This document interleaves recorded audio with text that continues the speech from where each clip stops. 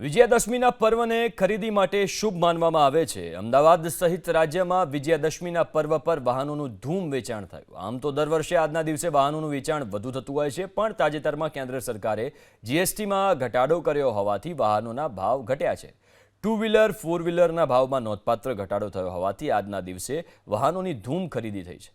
અમદાવાદમાં આજના દિવસે 5000 ટુ વ્હીલર અને ફોર વ્હીલરનું વેચાણ થયું। જીએસટીમાં ઘટાડો થયો હોવાથી લોકોએ એક મહિના પહેલા બુકિંગ કરી દીધું હતું। જીએસટીના લીધે ગ્રાહકોમાં સારો એવો ઉત્સાહ જોવા મળી રહ્યો છે કારના વેચાણના લીધે, અને ઘણા બધા કસ્ટમર્સ નવી કાર લેવાનું વિચારી રહ્યા છે।